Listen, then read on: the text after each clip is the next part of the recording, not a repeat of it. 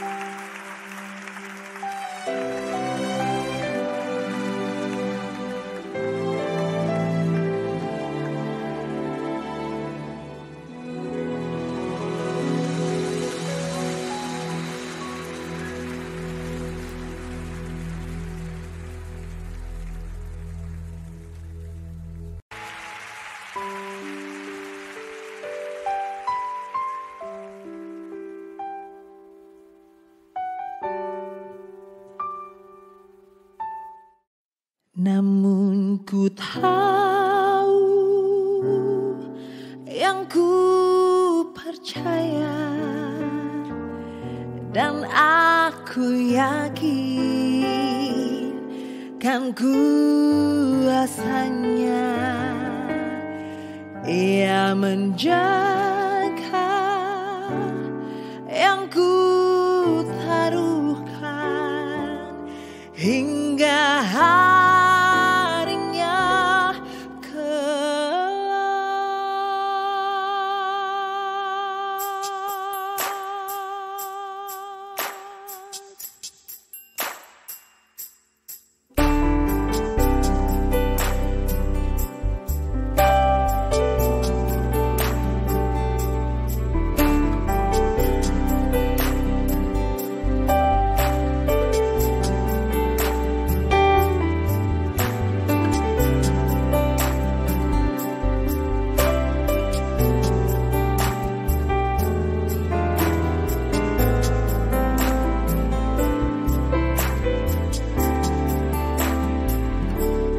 ku heran Allah mau memberi rahmat-Nya padaku,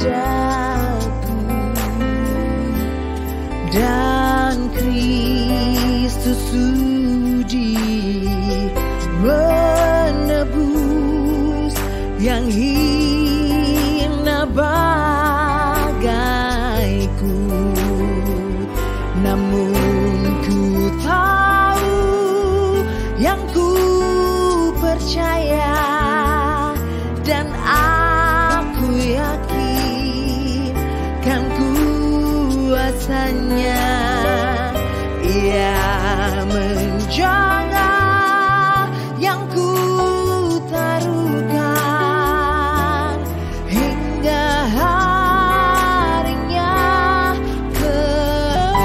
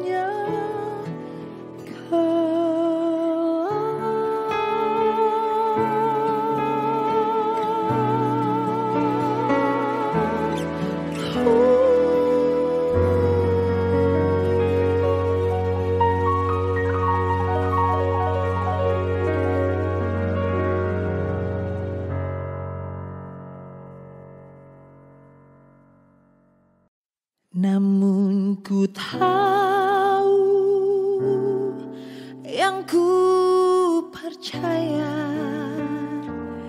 dan aku yakin kan ku kiranglah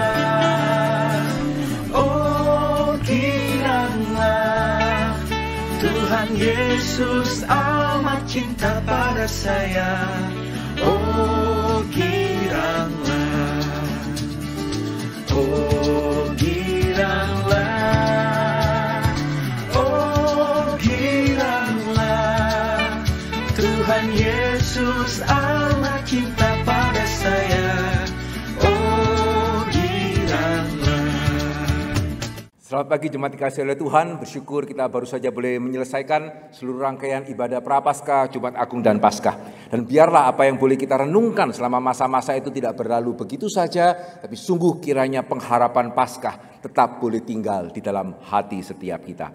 Panggilan ibadah pada pagi hari ini akan terambil dari Mazmur pasalnya yang ke-34, ayat yang ke-9 hingga ayatnya yang ke-10. Kecaplah dan lihatlah betapa baiknya Tuhan itu. Berbahagialah orang yang berlindung padanya. Takutlah akan Tuhan, hai orang-orangnya yang kudus. Sebab tidak berkekurangan orang yang takut akan Dia. Biarlah setelah kita boleh bersama-sama melihat kasih Tuhan yang dinyatakan di atas kayu salib. Biarlah sebagai orang percaya kita boleh semakin takut dan gentar akan Dia. Mari kita akan mempersiapkan hati kita untuk beribadah. Mari kita masuk di dalam saat teduh.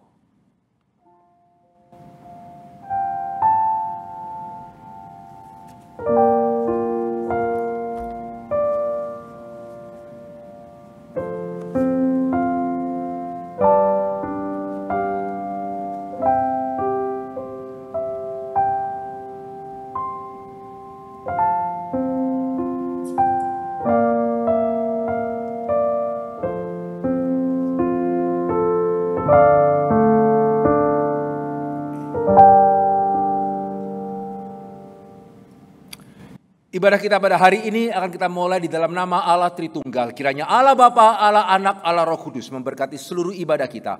Mulai awal, pertengahan, hingga pada akhirnya. Mari bersama-sama kita akan mengarahkan hati kita kepada Tuhan. Hormat bagi Allah.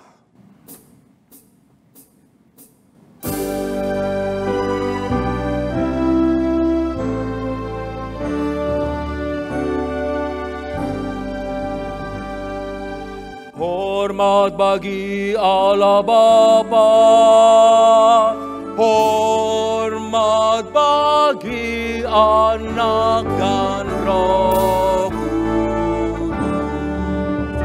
Dari mula sampai sekarang dan seterusnya.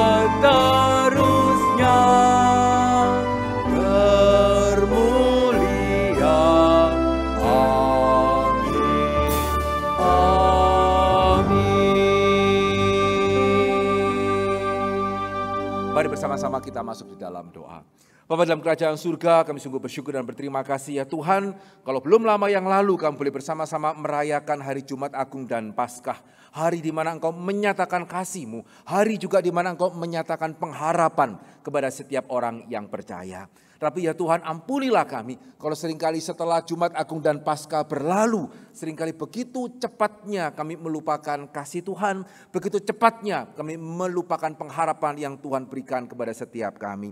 Ampunilah kami ya Tuhan kalau dalam hidup kami masih belum memperkenan Tuhan yang sudah sedemikian mengasihi kami. Ajarlah kami ya Tuhan untuk kami boleh sungguh melihat kepada Tuhan. Ajarlah kami ya Tuhan untuk kami boleh sungguh lebih mengenal Tuhan. Mencari perlindungan di dalam Tuhan saja. Dan mendapatkan kekuatan daripada Engkau. Kiranya Tuhan boleh melayakkan setiap kami. Dan Tuhan boleh memberkati seluruh ibadah ini mulai awal, pertengahan hingga pada akhirnya. Terima kasih Bapa dalam kerajaan surga. Dalam nama Yesus kami berdoa dan kami bersyukur. Amin.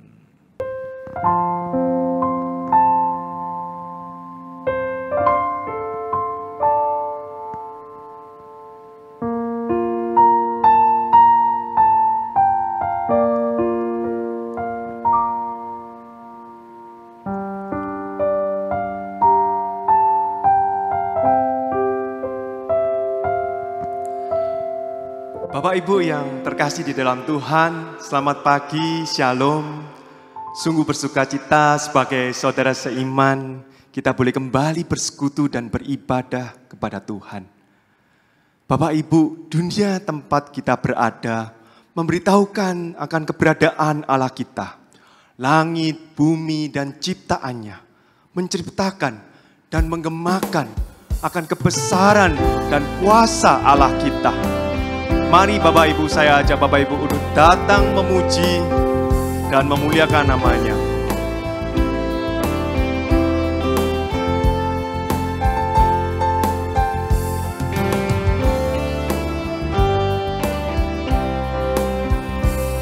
Ini dunia Bapa, Anak dengarkanlah, langit bumi memuji Dia,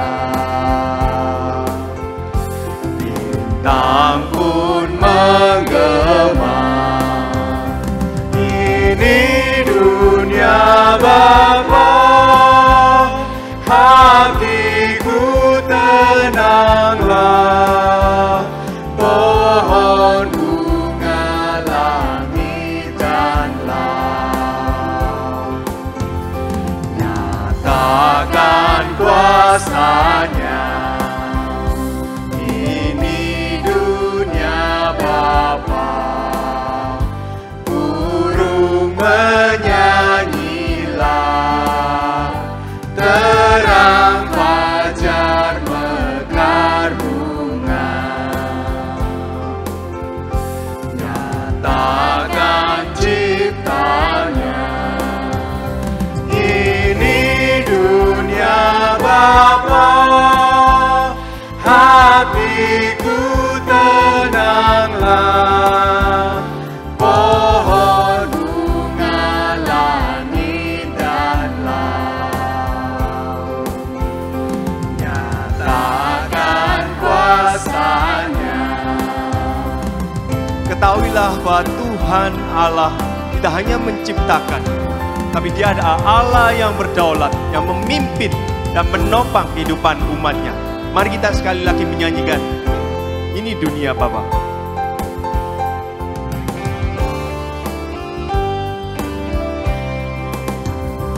Ini dunia Bapa, selalu ku ingatlah, kuasa dosa tak berjaya, hanya Yang berkuasa. Ini dunia Bapa, hatiku tenanglah, pohon bunga langit dan laut nyatakan kuasanya. Ini dunia Bapa, hatiku tenanglah, pohon bunga langit dan laut nyatakan kuasanya.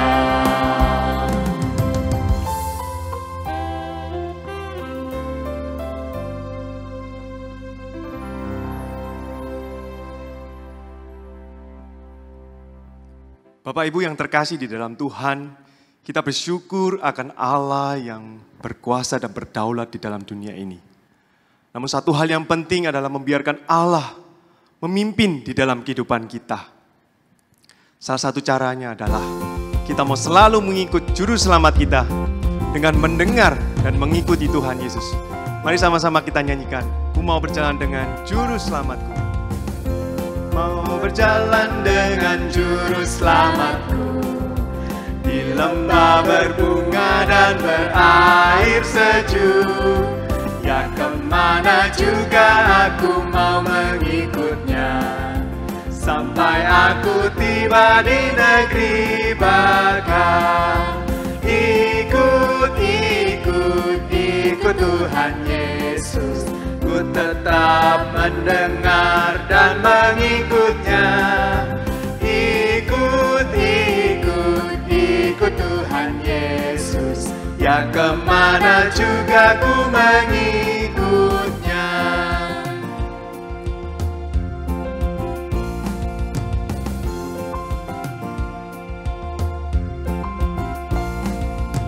Ku mau berjalan dengan juru selamatku di lembah gelap, di badai yang menderu. Aku takkan takut di bahaya apapun, bila ku dibimbing tangan Tuhanku. Ikut Tuhan Yesus. Ku tetap mendengar dan mengikutnya. Ikut Tuhan Yesus. Ya kemana juga ku mengikutnya. Ikut Tuhan Yesus. Ku tetap mendengar dan mengikutnya. Ikut Tuhan Yesus. Ya kemana juga ku mengikutnya. Kemana juga ku mengikutnya.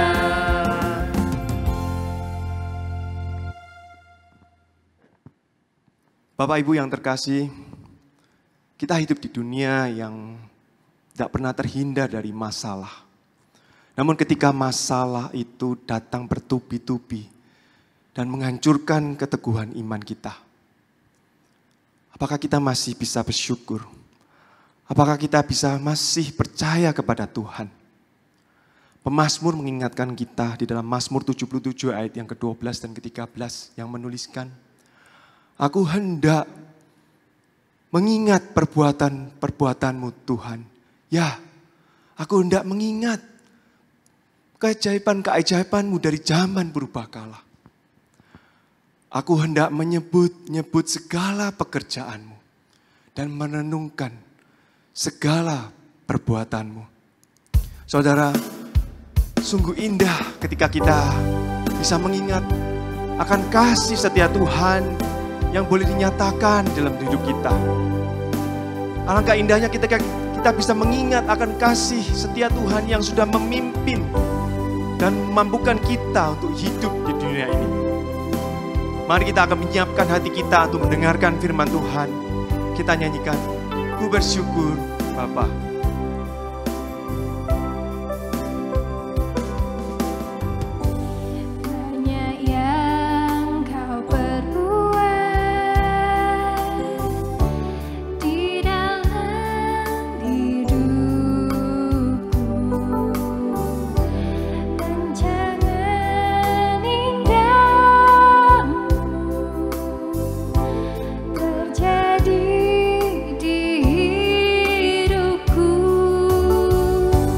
Bapa yang mengerti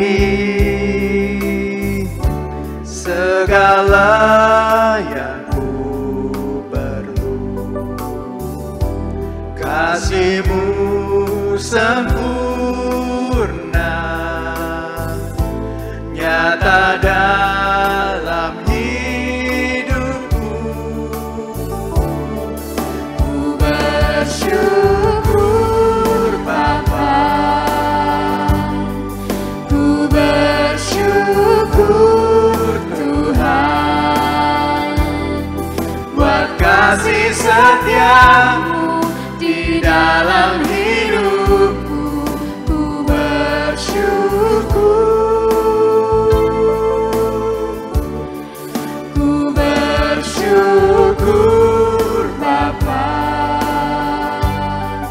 ku bersyukur Tuhan, buat kasih setia-Mu di dalam hidupku. Ku bersyukur Tuhan, tak ada lembah gelap yang tak ku lewati tanpa hadirmu. Hatiku takkan gentar, sebab ku tahu tanganmu yang menopangku. Tak ada lembah gelap yang tak ku lewati tanpa hadirmu. Hatiku takkan gentar, sebab ku tahu tanganmu yang menopangku. Kaulah Yesus, Kaulah Tuhan, hanya Kau ku percaya. Kaulah Yesus, Kaulah Tuhan, harapan hidupku.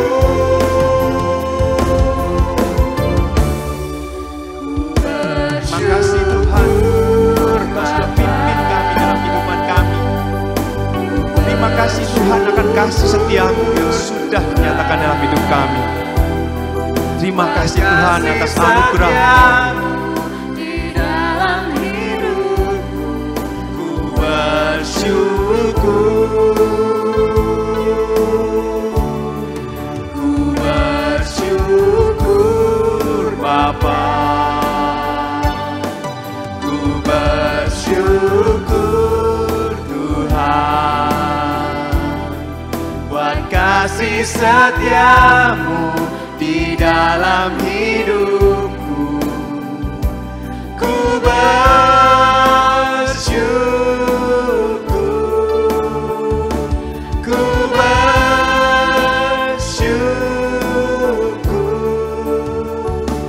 ku bersyukur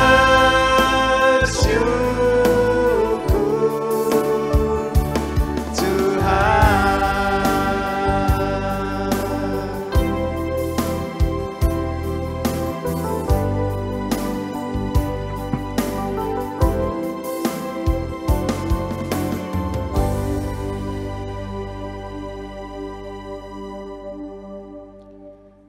Mari jemaat, sebelum kita membaca dan merenungkan kebenaran firman Tuhan, kita bersatu hati dalam doa. Tuhan, terima kasih untuk kasih setiamu yang tidak pernah habisnya dalam hidup kami. Terima kasih Tuhan untuk setiap pertolonganmu di dalam pergumulan-pergumulan hidup kami. Tuhan, saat ini kami siap untuk mendengarkan kebenaran firman-Mu. Kami bersatu hati menyerahkan hamba-Mu dalam segala keterbatasannya. Kiranya Engkau urapi dan layakkan sehingga hanya kebenaran firman Tuhan saja, isi hati Tuhan saja yang boleh disampaikan olehnya. Hamba-Mu juga berdoa untuk setiap jemaat. Biarlah diberikan kepekaan, diberikan hikmat dari Tuhan juga untuk memahami kebenaran firman-Mu. Bahkan melakukannya di dalam kehidupan sehari-hari sehingga nama Tuhan boleh dimuliakan. Terima kasih Tuhan, berbicaralah kepada kami siap mendengar. Hanya di dalam nama Tuhan Yesus kami berdoa dan mengucap syukur. Amin.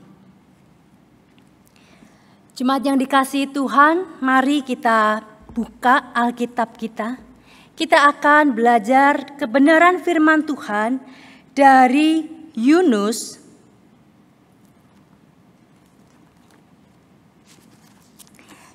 pasal yang pertama.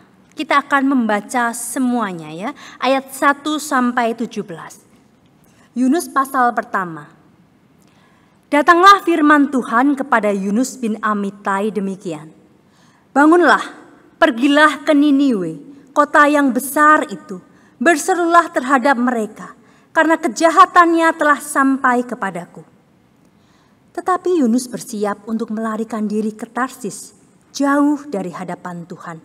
Ia pergi ke Yafo dan mendapat di sana sebuah kapal yang akan berangkat ke Tarsis. Ia membayar biaya perjalanannya, lalu naik kapal itu untuk berlayar bersama-sama dengan mereka ke Tarsis, jauh dari hadapan Tuhan. Tetapi Tuhan menurunkan angin ribut ke laut, Lalu terjadilah badai besar, sehingga kapal itu hampir-hampir terpukul hancur. Awak kapal menjadi takut, masing-masing berteriak-teriak kepada Allahnya, dan mereka membuang ke dalam laut segala muatan kapal itu untuk meringankannya. Tetapi Yunus telah turun ke dalam ruang kapal yang paling bawah dan berbaring di situ, lalu tertidur dengan nyenyak. Datanglah nahkoda mendapatkannya sambil berkata, "Bagaimana mungkin engkau tidur begitu nyenyak? Bangunlah, berserulah kepada Allahmu. Barangkali Allah itu akan mengindahkan kita, sehingga kita tidak binasa."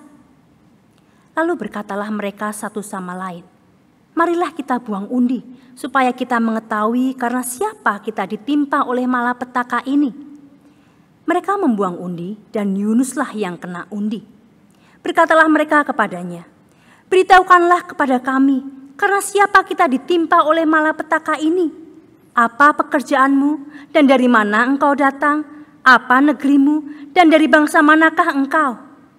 Sahutnya kepada mereka, "Aku seorang Ibrani, aku takut akan Tuhan, Allah yang empunya langit, yang telah menjadikan lautan dan daratan." Orang-orang itu menjadi sangat takut, lalu berkata kepadanya, "Apa yang telah kau perbuat?" Sebab orang-orang itu mengetahui bahwa ia melarikan diri jauh dari hadapan Tuhan. Hal itu telah diberitahukannya kepada mereka. Bertanyalah mereka, "Akan kami apakan engkau supaya laut menjadi reda dan tidak menyerang kami lagi, sebab laut semakin bergelora?"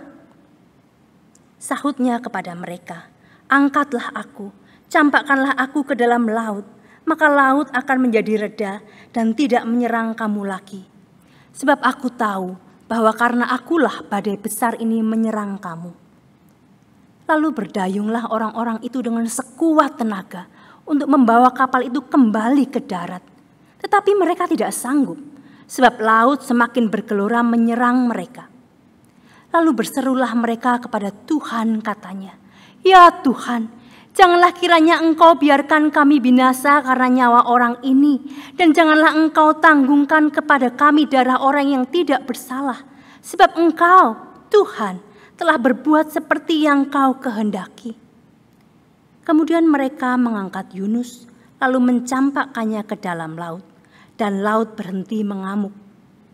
Orang-orang itu menjadi sangat takut kepada Tuhan, lalu mempersembahkan korban sembelihan bagi Tuhan serta mengikrarkan nazar. Maka atas penentuan Tuhan, datanglah seekor ikan besar yang menelan Yunus, dan Yunus tinggal di dalam perut ikan itu 3 hari 3 malam lamanya. Bapak Ibu yang dikasihi Tuhan, setting utama dalam kisah ini itu ada di kapal, di lautan, suasananya dalam badai yang begitu mengerikan. Jemaat yang dikasihi Tuhan, berbicara soal badai. Beberapa hari yang lalu kita baru saja mendengar kabar bahwa NTT diserang badai yang luar biasa. Siklon tropis Seroja menimbulkan cuaca yang ekstrim, banjir bandang, angin yang kencang, kemudian hujan yang begitu lebat. NTT dilanda badai sedemikian hebat. Bapak Ibu Saudara sekalian, badai merupakan sebuah bencana masif yang sangat sukar untuk ditanggulangi. Itulah sebabnya Bapak Ibu, badai menjadi salah satu persoalan utama bagi sektor transportasi, baik itu udara maupun laut ya. Padahal di sektor transportasi udara kita tahu, sistem informasi meteorologi penerbangan itu sudah sangat canggih Bapak Ibu. Mereka bisa memperkirakan cakupan spasial maksimum keberadaan awan hujan di suatu wilayah. Bahkan update informasi terkini selalu diberikan 1 jam, tiap 1 jam. Bahkan 4 jam ke depan itu perakiraan cuacanya sudah digambarkan juga. Sedemikian canggih. Tetapi secanggih-canggihnya tidak ada jaminan ketika pesawat sudah mengudara. akan tiba dengan selamat. Tidak ada jaminan. Tidak ada jaminan ketika pesawat mengudara tidak berhadapan dengan badai. Karena cuaca bisa berubah seketika, sewaktu-waktu, tanpa bisa diprediksi. Bapak Ibu Saudara sekalian, seperti halnya pesawat yang mau tidak mau mungkin suatu ketika harus bertemu badai. Kita pun manusia, mau tidak mau pada suatu titik diperhadapkan pada badai kehidupan. Meskipun kita sudah mengupayakan sedemikian rupa untuk menghindarinya, kita sudah hidup baik-baik, sudah mengantisipasi banyak hal, tetapi toh kenyataannya mau tidak mau kita berjumpa dengan permasalahan-permasalahan hidup.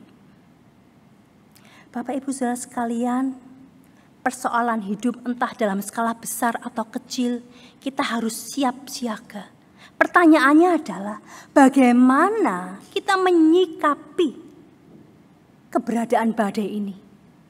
Mungkin kita juga bertanya apa sih yang menjadi penyebab dari badai hidup yang terjadi di dalam kehidupan kita. Dan apa baiknya sih ada badai dalam hidup? Jemaat yang dikasihi Tuhan, kita akan menjawab pertanyaan-pertanyaan ini dari perikop yang kita baca. Apa penyebab badai dalam hidup kita? Bapak Ibu Saudara sekalian, kita lihat bahwa badai yang terjadi yang dikisahkan dalam Yunus ini akibat dari ketidaktaatan Yunus. Kita bisa lihat di ayat yang pertama dan kedua, Tuhan memberikan perintah kepada Yunus. Dan Yunus dengan sengaja malah melarikan diri dari perintah itu, Bapak Ibu. Mungkin kita bertanya-tanya gini, kok bisa sih Yunus nggak nurut sama Tuhan? Yunus itu nabi Tuhan, hamba Tuhan. Hamba Tuhan kok nggak nurut? Hamba Tuhan tugasnya menyampaikan firman Tuhan kepada orang-orang, tapi kok malah tidak melakukan apa yang Tuhan perintahkan. Bapak Ibu, sebelum kita cepat-cepat menghakimi Yunus, kita mesti tahu kenapa sih Yunus kok nggak mau taati perintah ini. Bapak Ibu, Yunus mempunyai alasan yang cukup kuat, bahkan saya bisa katakan sangat kuat. Dia ini diutus ke suatu kota yang namanya Niniwe.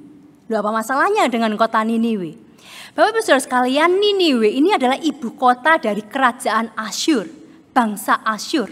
Yang pada waktu itu bangsa ini itu menjadi ancaman yang besar bagi kerajaan Israel Utara. Nah, bukan hanya itu, bangsa Asyur ini terkenal dengan kekejamannya yang luar biasa. Raja-raja Asyur itu sangat bangga sekali ketika mayat itu bergeletaan di kota musuhnya. Kota di bumi hanguskan sedemikian rupa.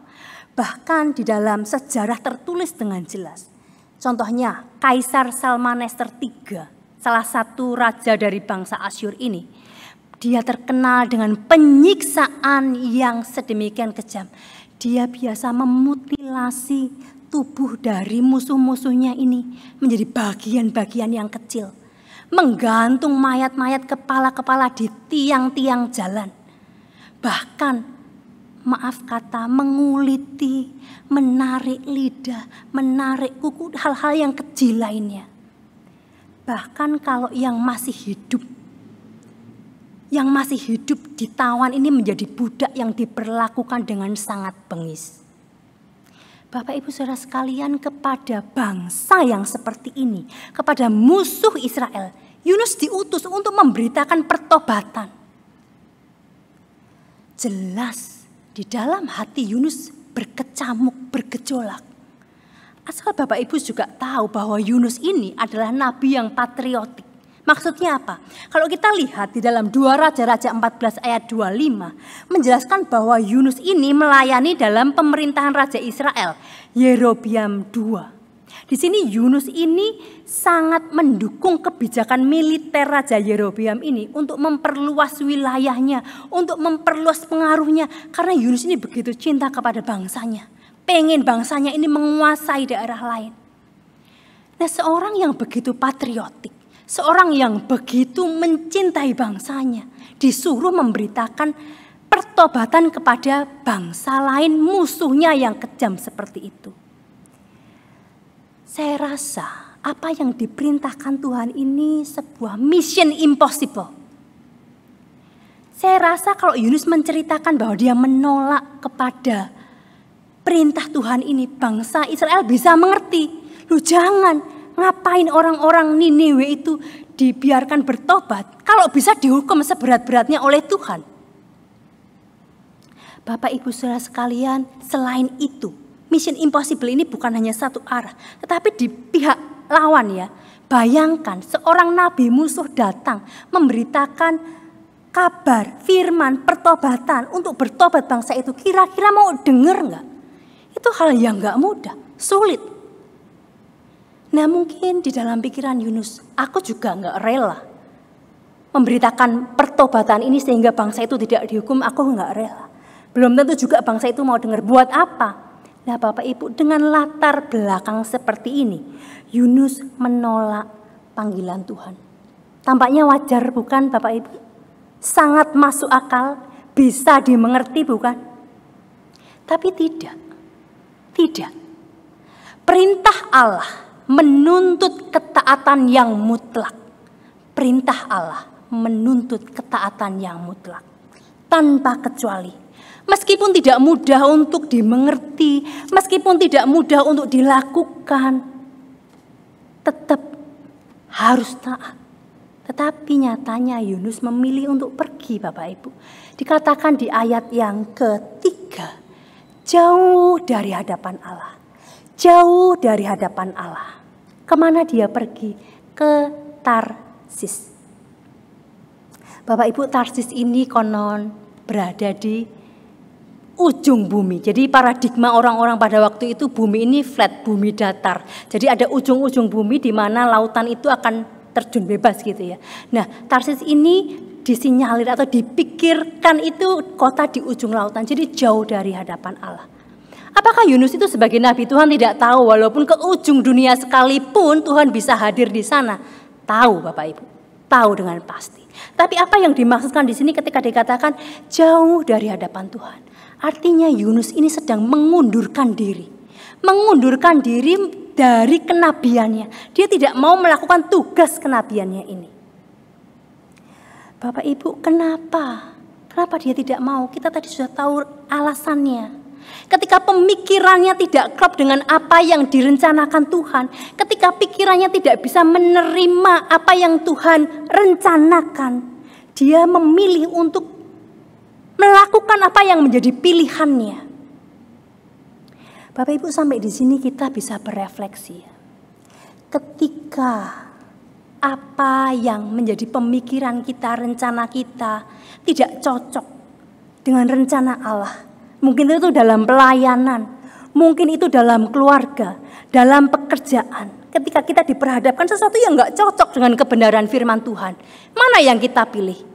Mungkin kita bisa beralibi sedemikian rupa, kita katakan tidak cocok lah, perusahaan itu ya perusahaan, gereja ya gereja. Firman Tuhan itu lain, tidak selalu bisa diaplikasikan di dalam kehidupan sehari-hari. Apakah itu yang menjadi alasan kita? Tampaknya masuk akal karena ini peraturannya seperti ini, lalalala.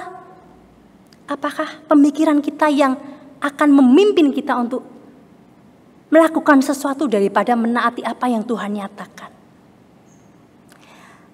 Bapak Ibu Saudara sekalian, ketidaktaatan, setiap ketidaktaatan mendatangkan badai. Ini terbukti apa yang terjadi pada Yunus.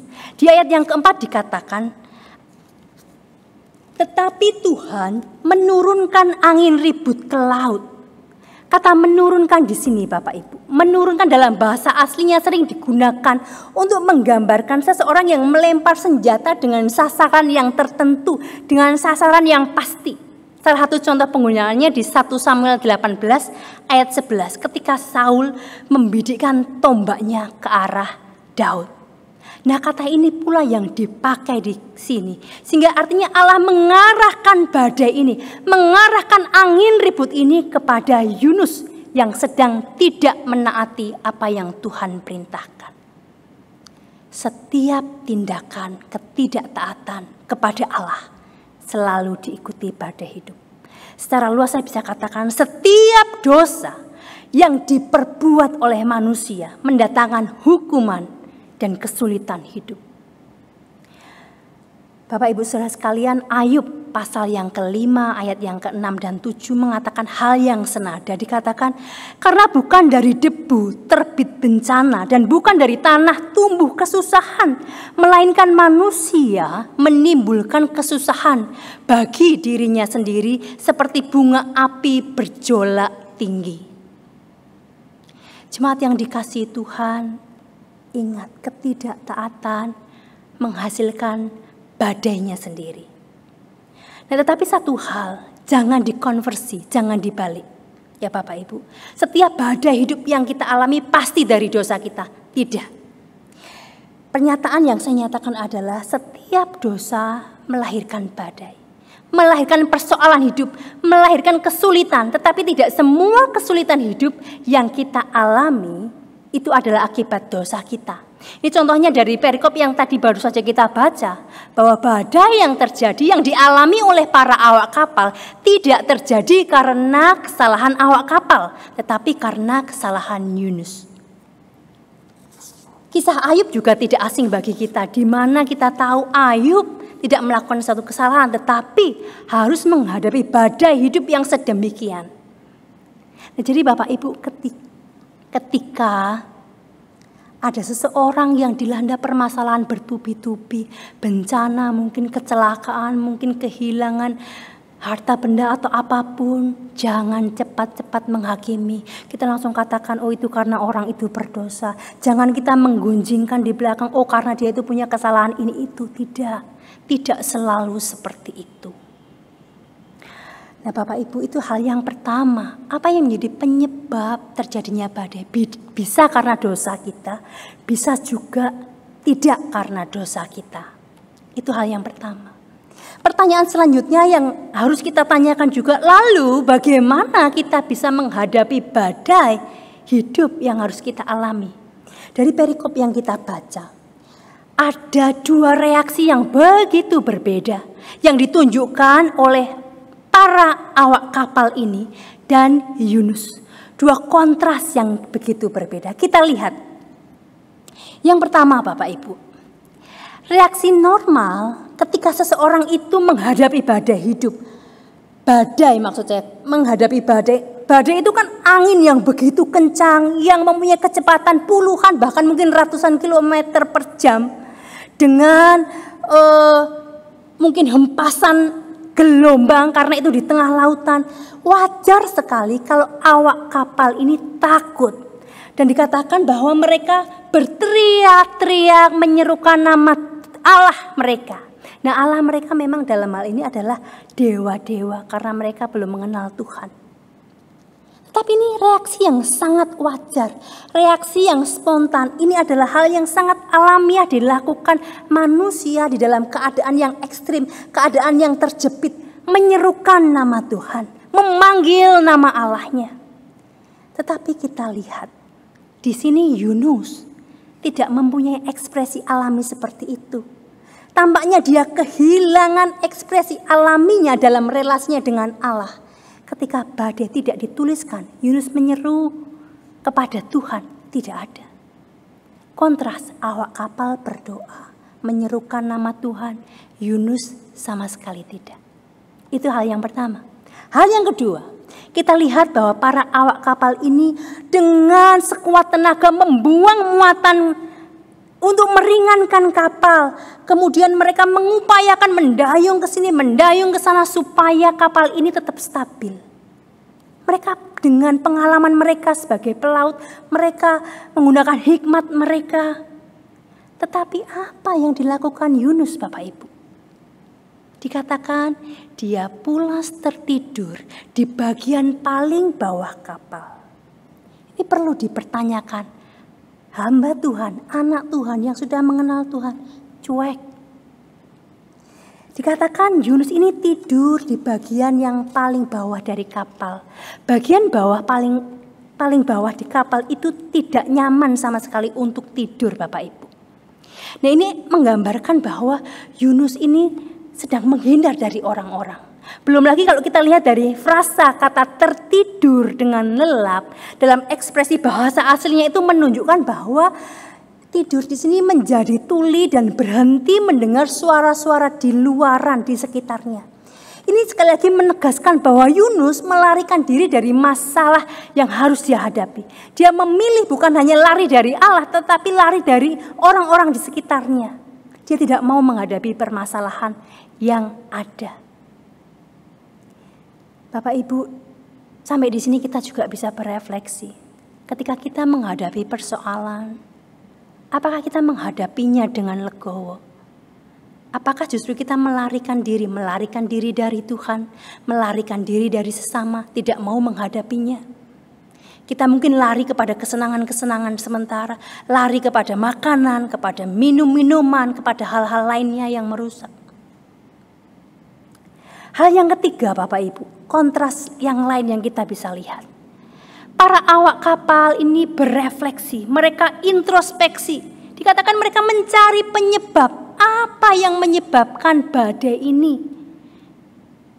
Mereka membuang undi, pengen cari tahu. Memang pada zaman itu undi menjadi salah satu cara untuk mengetahui kehendak Sang Ilahi, untuk menyelesaikan persoalan. Nah, kata undi kalau di dalam bahasa Indonesia memang tidak ada perbedaan, undinya bersifat singular semua, tunggal. Tapi kalau dalam bahasa aslinya, dua kata undi di bagian pertama itu menggambarkan jamak plural, yang artinya apa? Setiap orang di dalam kapal itu punya chance, punya kesempatan untuk mendapatkan undi penentu yang menunjukkan dialah penyebab. Semuanya punya peluang yang sama. Tapi ketika diambil ternyata Yunuslah yang menjadi penyebab dari badai itu. Orang-orang yang tidak mengenal Tuhan ini, para awak kapal ini mencari penyebab, berefleksi karena siapa? Yunus yang tahu pasti bahwa dialah yang menjadi penyebab dia bungkam.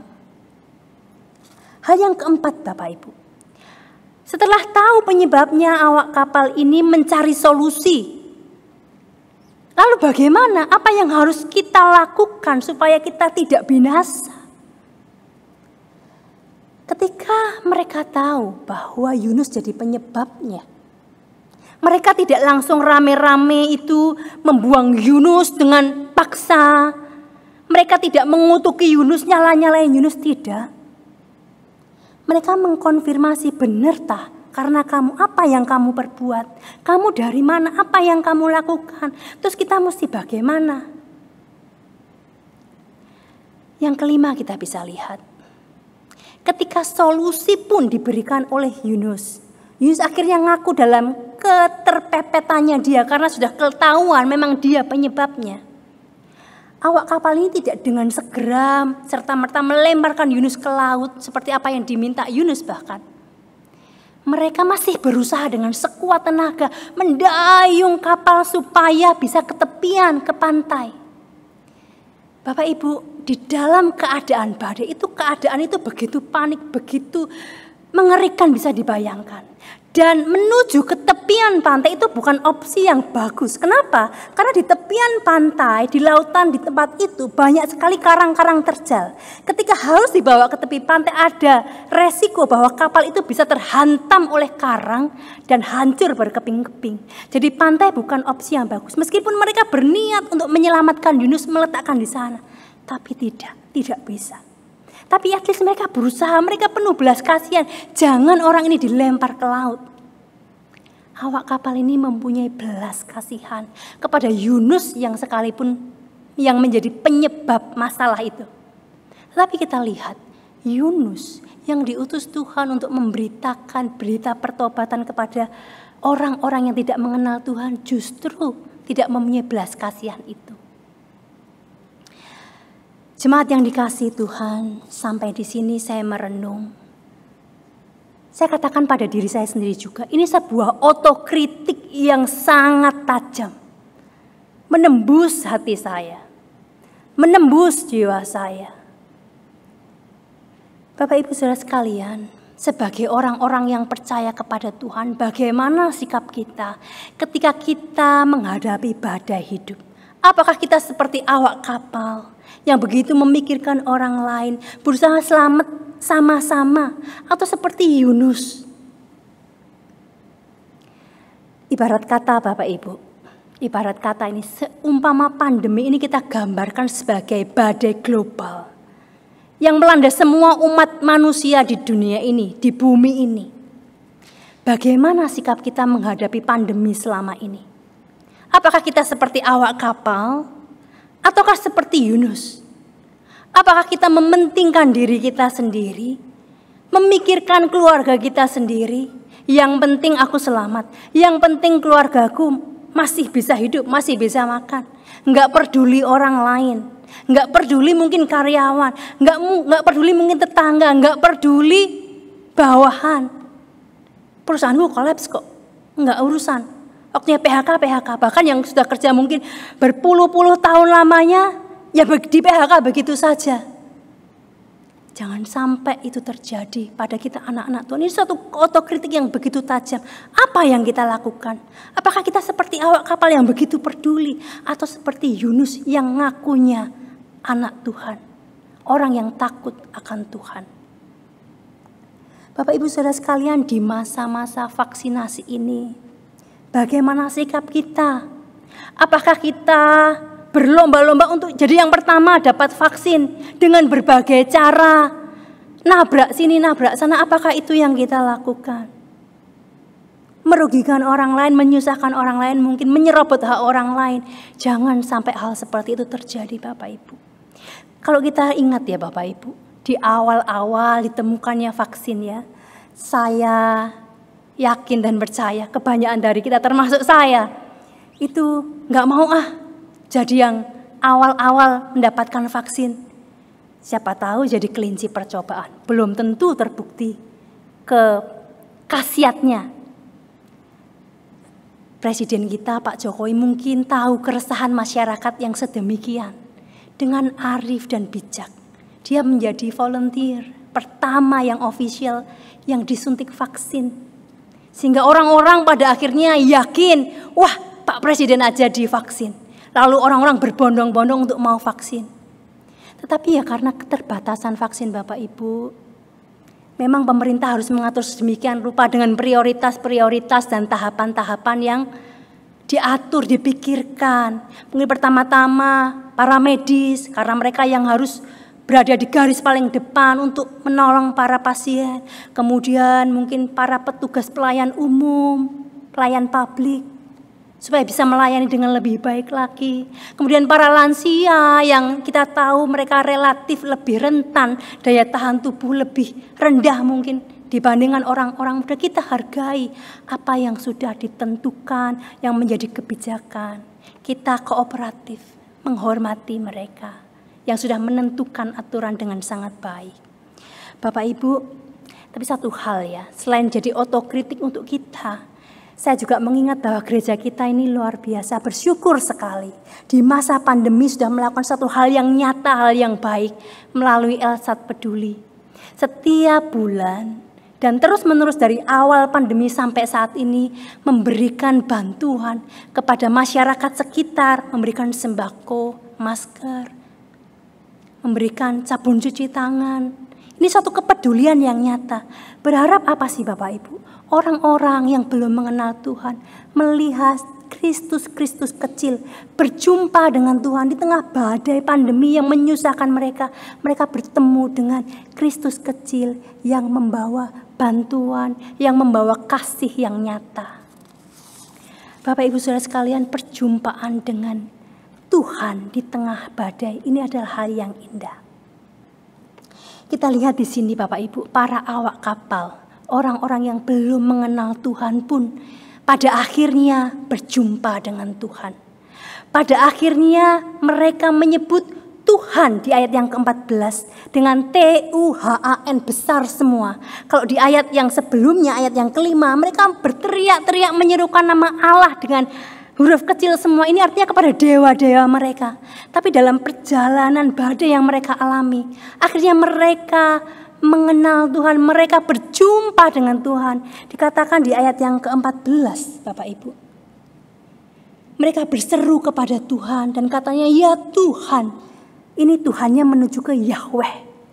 Tuhannya Yunus. Tuhan yang menguasai langit dan bumi, yang menciptakan daratan dan lautan.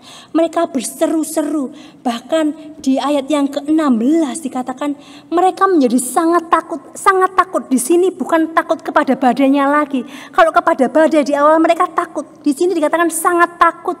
Tapi kepada Tuhan. Ada rasa hormat di sana. Mereka bahkan mempersembahkan korban sembelihan.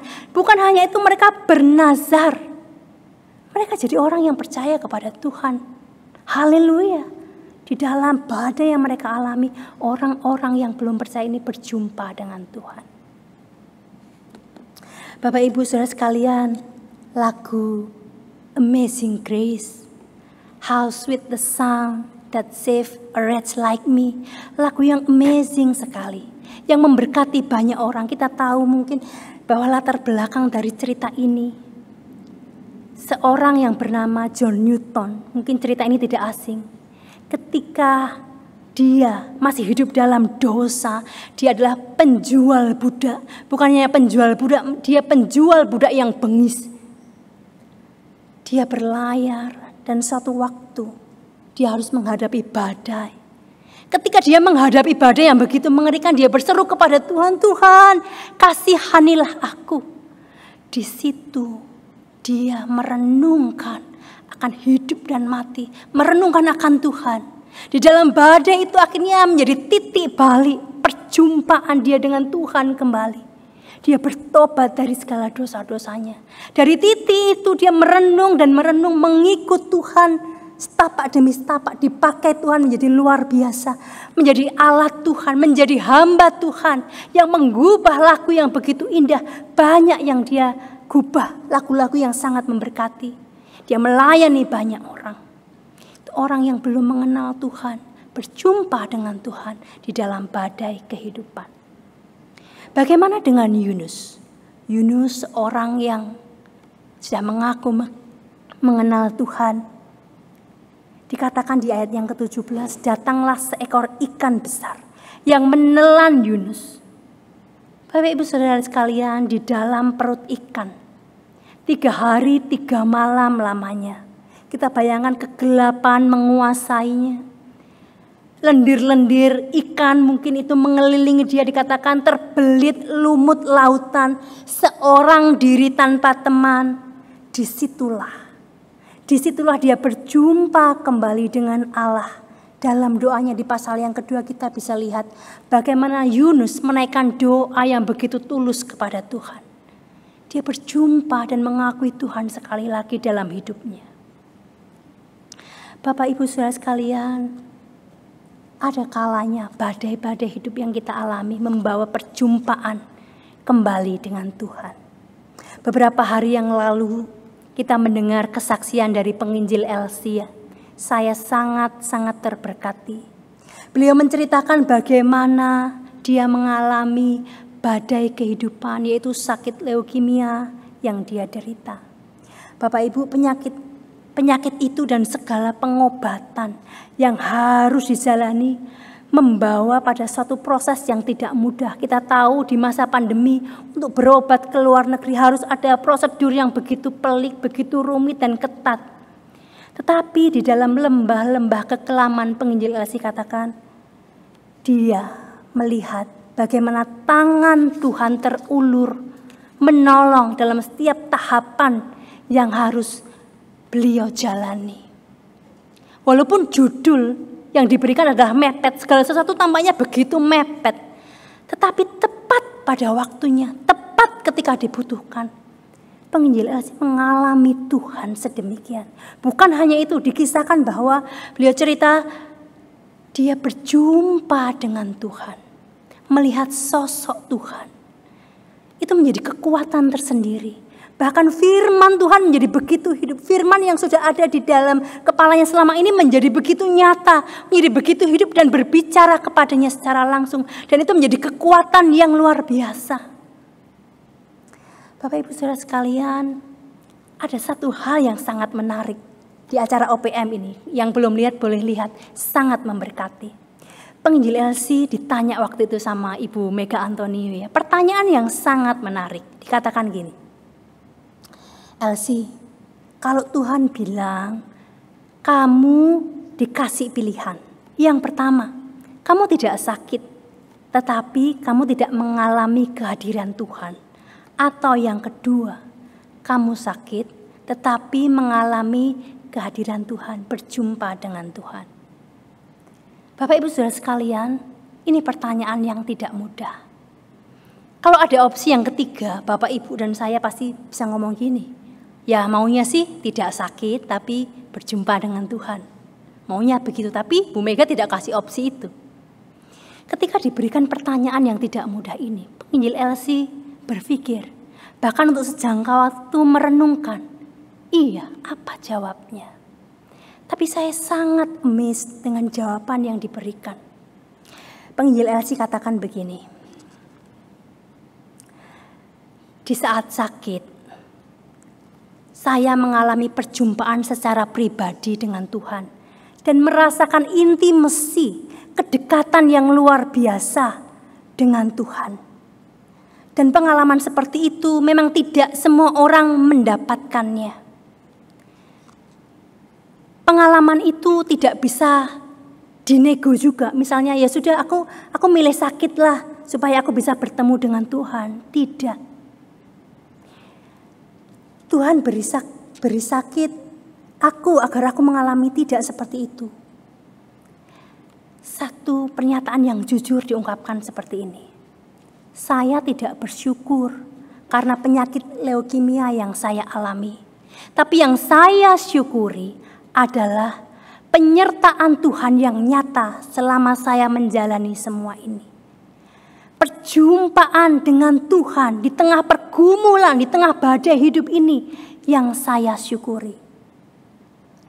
Jadi, mana yang harus saya pilih? Sakit atau tidak sakit? Sekali lagi, satu jawaban yang jujur, yang sangat baik diberikan.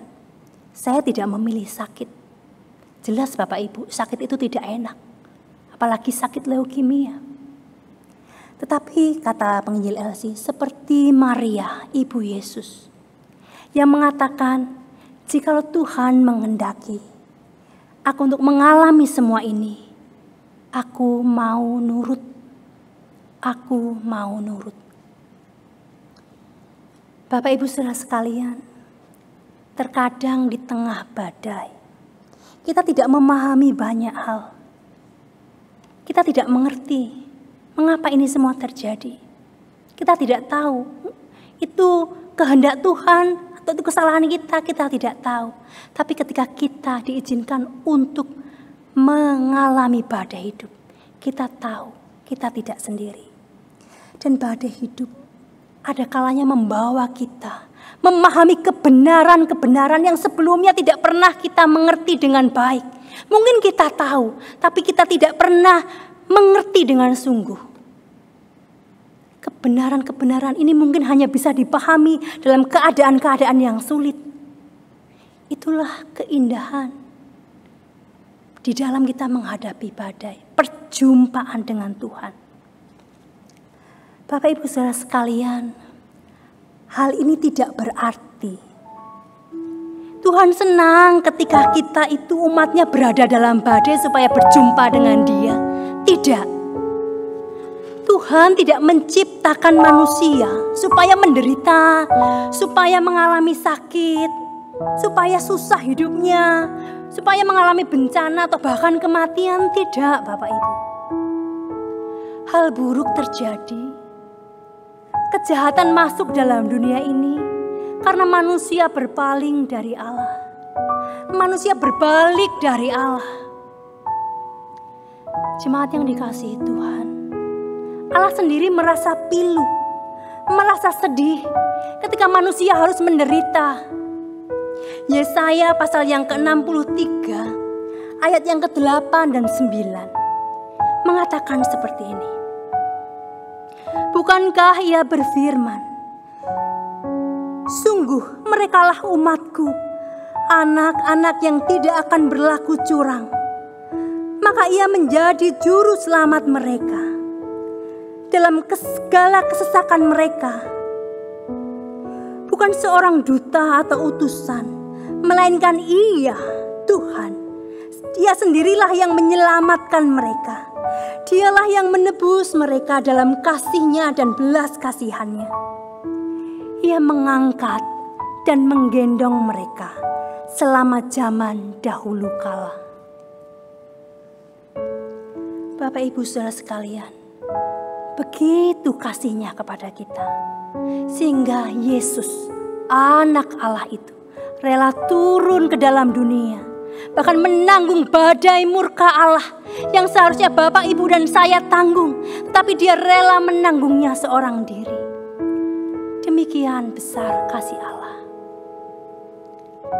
Bapak, Ibu, Saudara sekalian, badai hidup boleh bergelora, tetapi kita tetap percaya penyertaan Tuhan tidak pernah tidak ada, selalu ada, selalu ada.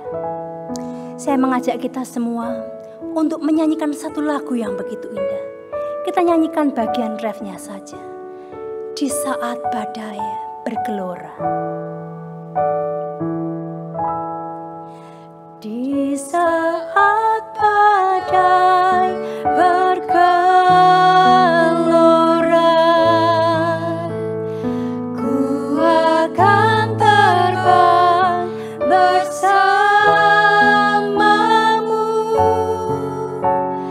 Bapa, Kau Raja atas semesta,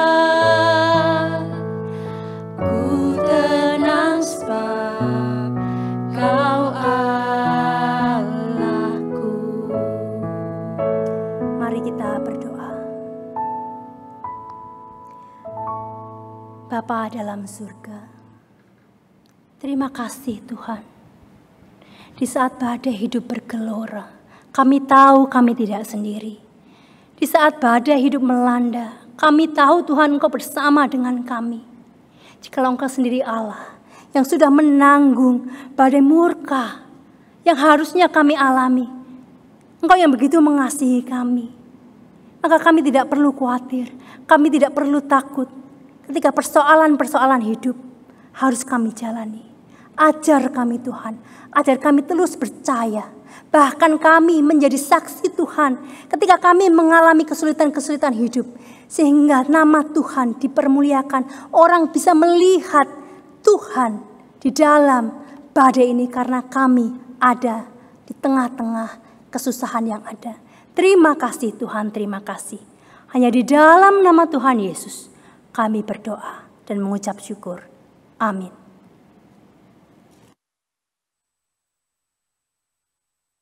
Bapak Ibu Saudara sekalian, mari bersama-sama dengan umat Tuhan di segala tempat dan sepanjang abad kita ucapkan pengakuan iman rasuli yang berbunyi demikian.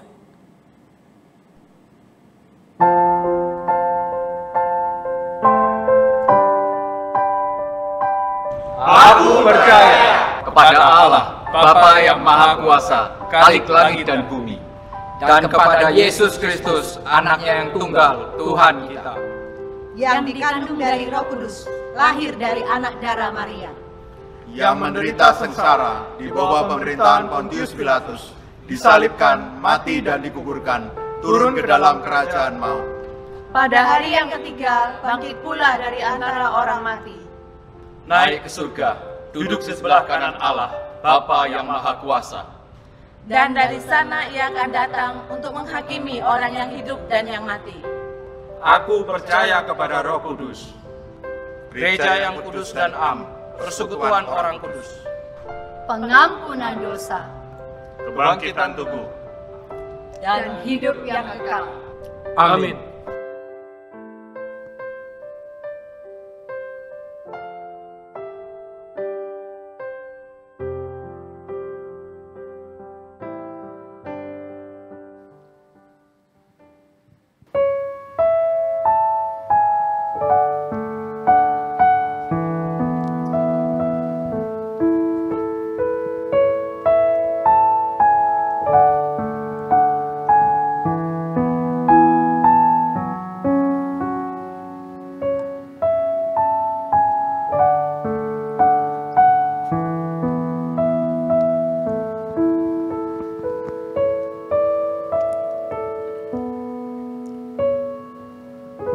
Bapak Ibu yang terkasih dalam Tuhan, sungguh firman Tuhan yang memberkati kita semua. Bahwa perjumpaan dengan Tuhan di tengah badai membuktikan bahwa Tuhan hadir di setiap badai permasalahan hidup kita. Inilah yang membuat kita bertahan. Karena kita tahu bahwa Tuhan hadir dan menghiasi kehidupan kita dengan rancangannya yang indah dan penuh pengharapan. Mari kita menyiapkan persembahan dan kita nyanyikan berkat kemurahan.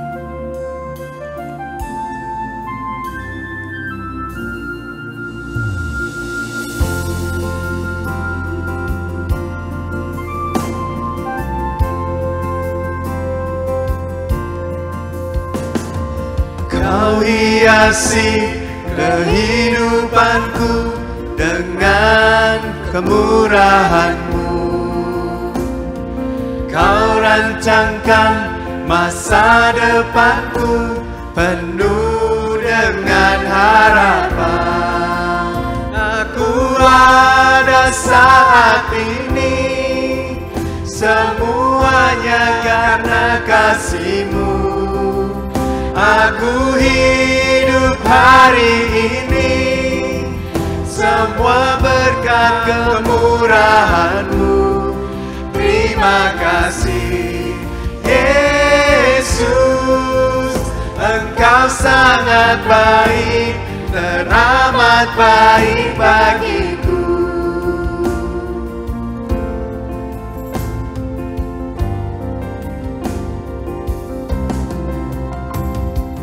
Kau hiasi kehidupanku dengan kemurahan-Mu. Kau rancangkan masa depanku penuh dengan harapan. Aku ada saat ini, semuanya karena kasih-Mu. Aku hidup hari ini, semua berkat kemurahan-Mu. Terima kasih Yesus, Engkau sangat baik, teramat baik bagi pada saat ini. Semuanya karena kasih-Mu. Aku hidup hari ini, semua berkat kemurahan-Mu. Terima kasih Yesus, Engkau sangat baik, teramat baik bagiku. Terima kasih Yesus, Engkau sangat baik, teramat baik bagiku. Terima kasih Yesus, Engkau sangat baik, teramat baik bagiku. Mari bersama kita bawa persembahan kita di dalam doa. Benar Tuhan, Engkau sangat baik, teramat baik buat kami. Terima kasih untuk setiap berkat yang masih bisa kami terima. Terima kasih juga untuk kesempatan yang boleh Tuhan berikan kepada kami untuk kami memberikan persembahan yang terbaik untuk Tuhan. Kami bersatu hati Tuhan berdoa. Kiranya Tuhan berkati anak-anak-Mu, hamba-hamba-Mu yang Kau percayakan untuk mengelola persembahan ini. Kiranya Tuhan pakai mereka untuk menggunakan persembahan ini bagi pekerjaan Tuhan di tempat ini khususnya, dan juga bagi orang banyak, sehingga nama Tuhan sungguh dimuliakan melalui apa yang dikerjakan oleh gereja kami ini. Bapak, kami bersatu hati berdoa untuk bangsa dan negara kami ya Tuhan. Di tengah pergumulan badai pandemi yang harus dihadapi, kami berdoa untuk pemerintah. Terus Tuhan berikan mereka penyertaan-Mu, pimpinan-Mu untuk melakukan vaksinasi ke seluruh masyarakat, sehingga semua orang mendapatkan vaksin dan boleh perekonomian, keadaan Indonesia dipulihkan setahap demi setahap. Kiranya Tuhan terus campur tangan. Bapak, kami juga bersatu hati berdoa Tuhan untuk gereja-gereja-Mu. Biarlah di tengah-tengah kesulitan hidup, masa-masa yang tidak mudah ini, gereja Tuhan di mana tempat boleh menjadi berkat, boleh membawa kasih Kristus menyatakan kepada dunia. Tuhan, kami juga teringat untuk saudara-saudara kami di NTT. Tuhan, kiranya Tuhan berikan belas kasihan-Mu, tolong ya Bapa, korban-korban di sana, keluarga-keluarga. Tuhan sertai ya Bapa, tolong pemerintah setempat juga dalam menanggulangi musibah ini. Juga kami Tuhan, anak-anak-Mu, ajar kami Tuhan terus berbagian dalam penderitaan orang banyak, sehingga sungguh orang-orang di luar sana melihat kasih Tuhan dinyatakan. Biarlah kami boleh ambil bagian atas apa yang bisa kami kerjakan di dalam kesusahan yang dialami saudara-saudara kami di NTT. Tuhan, kami berdoa juga untuk gereja kami. Tuhan berkati Bapa, untuk para hamba Tuhan, majelis, pengurus, aktivis, terus Tuhan berikan kesatuan hati di dalam kami menjalankan pekerjaan Tuhan, di dalam kami melayani Tuhan. Biarlah sungguh nama Tuhan dipermuliakan. Terima kasih Tuhan, terima kasih. Hanya di dalam nama Tuhan Yesus kami berdoa dan mengucap syukur. Amin. Kita kembalikan segala puji, hormat kepada Allah yang Maha Tinggi. Doksologi.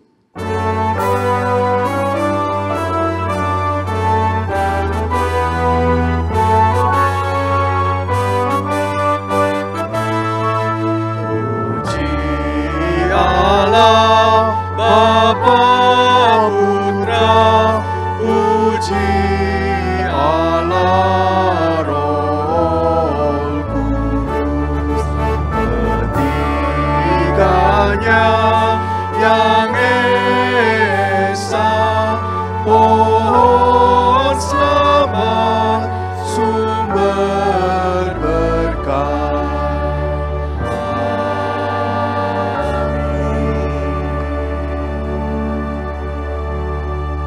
Jemaat kasih oleh Tuhan, mari kita boleh menerima berkat Tuhan, baik kita yang di sini maupun yang di tempat kita masing-masing. Kiranya Allah Tritunggal, Allah Bapa, Allah Anak, dan Allah Roh Kudus, Allah yang menciptakan kita, Allah yang menebus kita, dan Allah yang menjaga kita, sungguh boleh mengarahkan hati kita kepadanya apapun situasi dan keadaan kita, sungguh boleh menguatkan iman kita, dan menjadikan kita saksi untuk kemuliaan namanya, mulai hari ini sampai selama-lamanya. Amin.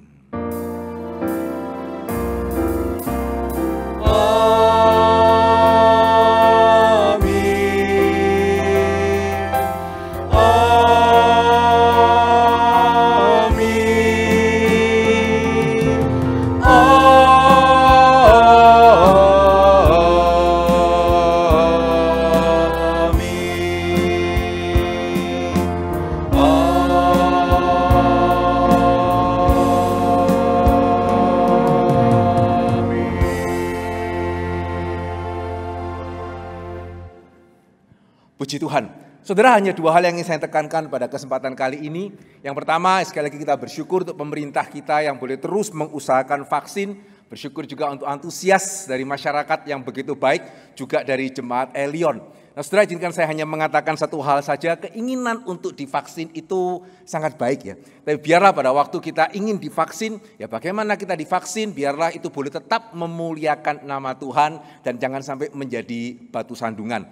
Ya, sehingga jangan sampai apa yang baik akhirnya menjadi tidak baik. Ya, biarlah seperti yang firman Tuhan katakan, baik engkau makan, minum, ya, dan termasuk juga divaksin, begitu ya. Lakukanlah segala sesuatu untuk kemuliaan nama Tuhan.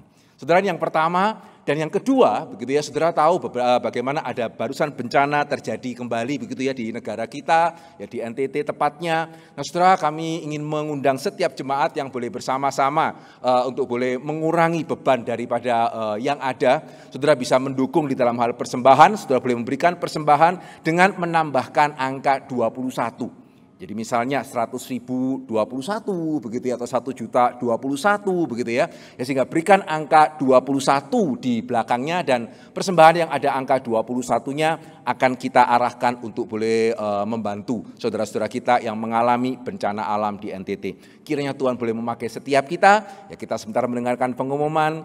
Tuhan memberkati.